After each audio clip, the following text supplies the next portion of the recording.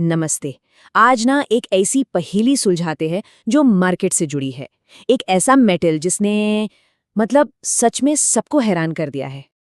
आप सोचिए जरा, एक ऐसा मेटल जिसने पिछले एक साल में 50% का रिटर्न दिया है। 50%! ये निफ्टी 100 और निफ्टी मिड कैप 150 से भी ज्यादा है। कमाल है ना? तो क्या लगता है, सोना होगा या फिर चांदी जो इतनी चर्चा में थी? सोच लीजिए।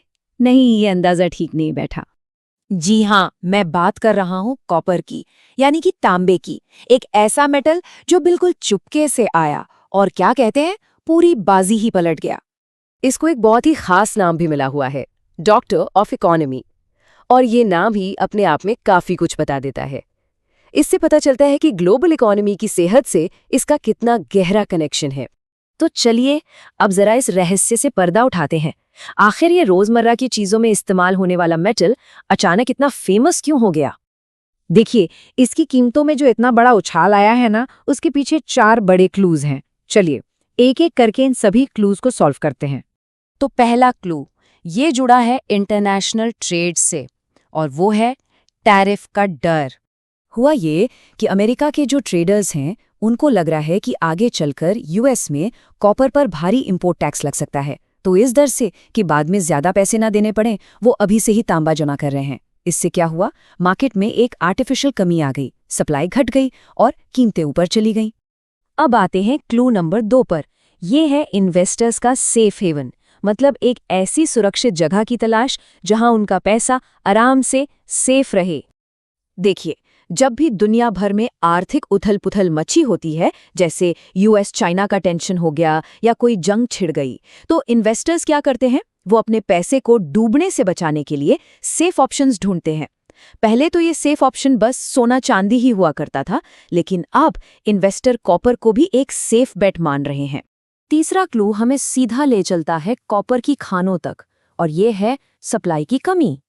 जो टॉप कॉपर प्रोड्यूसिंग देश हैं, जैसे कि चिली और इंडोनेशिया, वहां माइनिंग में बहुत दिक्कत आ रही है। कहीं मजदूरों की हड़ताल हो रही है, तो कहीं बाढ़ आ गई। अब इन सब चीजों से प्रोडक्शन रुक गया और इसका सीधा असर ग्लोबल सप्लाई पर पड़ा। और रूल तो सिंपल है, जब सप्लाई कम हो और डिमांड उतनी ही हो तो भाव तो बढ़ेंगे ही, है ना? और अब चौथा और आखिरी क्लू। बात यह है कि इस रेस में कॉपर अकेला नहीं दौड़ रहा, ये तो एक बड़ी लहर का हिस्सा है। दरअसल सिर्फ कॉपर ही नहीं, एल्यूमीनियम और जिंक जैसे दूसरे बेस मेटल्स के दाम भी बढ़ रहे हैं। ऐसा इसलिए है क्योंकि जब टेक सेक्टर आगे बढ़ता है और पूरे कमोडिटी मार्केट में एक पॉजिटिव माहौल बनता है, तो सभी रॉ मटेरियल्स की डिमांड और कीमत दोनों एक साथ ऊपर जाती हैं। लेकिन सवाल ये है कि आखिर तांबा इतना जरूरी है क्यों? चलिए समझते हैं कि कैसे ये मेटल हमारी मॉडर्न दुनिया की एक तरह से नींव है। अगर हम देखें कि दुनिया में सबसे ज्यादा कॉपर कहाँ से आता है, तो चिली सबसे आगे है, लगभग 23%। उसके बाद कॉन्गो और पेरू का नंबर आता है। अब इन आंकड़ों से एक बात साफ हो जाती है कि पूरी दुनिया की सप्लाई चेन सिर्फ कुछ देशों पर कितना ज्यादा डिपेंडेंट है।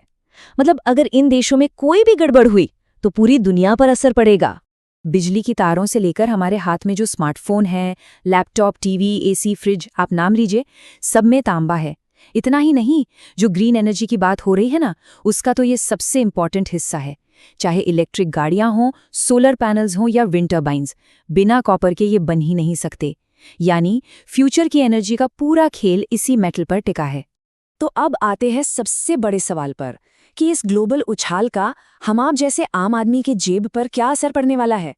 एक्सपर्ट्स का मानना है कि इन मेटल्स की बढ़ती कीमतों का असर, मतलब जो महंगाई आएगी, वो हमें शायद 2026-27 तक फील होना शुरू हो। ऐसा इसलिए क्योंकि पहले रॉ मटेरियल महंगा होता है, फिर उससे चीज़ें बनती हैं, ट्रांसपोर्ट होती हैं, दुकानों तक पहुंचती हैं। इस पूरे प्रोसेस में टाइम लगता है। एक सीधा सा एग्जाम्पल लेते हैं। अगर इस गर्मी में कोई नया एसी खरीदने का प्लान है, तो हो सकता है वो करीब 8% तक महंगा मिले। क्यों? क्योंकि उसमें जो कॉपर लगा है वो अब महंगा हो चुका है। अब इतनी सारी बातों के बाद दिमाग में एक सवाल तो जरूर आएगा कि क्या अब कॉपर में इन्वेस्ट करना चाहिए? क्या ये नया सोना बन गया है? देखिए, यहाँ एक चीज समझनी बहुत जरूरी है। कॉपर गोल्ड या सिल्वर जैसा सेफ एसेट नहीं है। गोल्ड की वैल्यू मुश्किल वक्त में बनी रहती है, लेकिन कॉपर का दाम पूरी तरह से इंडस्ट्रियल डिमांड पर चलता है। मतलब जब इकोनॉमी अच्छा करती है, कंपनियां ज्यादा सामान बनाती हैं, तो कॉपर की डिमांड बढ़ती है, और जब इकोनॉमी स्लो होती है तो डिमांड भी कम हो जाती है। अगर इसमें इन्वेस्ट करने का मन है तो इंडिया में 3 मेन तरीके हैं। पहला, आप MCX यानी मल्टी कमोडिटी एक्सचेंज पर फ्यूचर्स में ट्रेड कर सकते हैं। दूसरा, आप उन कंपनियों के शेयर्स खरीद सकते हैं जिनका काम कॉपर से जुड़ा है। और तीसरा तरीका है विदेशी ETFs के जरिए ग्लोबल मार्केट में इन्वेस्ट करना। तो कॉपर ने तो अपना कमाल दिखा दिया, लेकिन अब सवाल ये है कि मार्केट की अगली बिग स्टोरी कौन सा मेटल बनेगा? इसके बारे में सोचा जा सकता है। रिस्क सिर्फ मार्केट में होता है, प्लानिंग में नहीं। DGN कैपिटल मैनेजमेंट के साथ स्टॉक मार्केट, म्यूचुअल फंड और insurance. AMFI IRDAI certified. Your success are priority.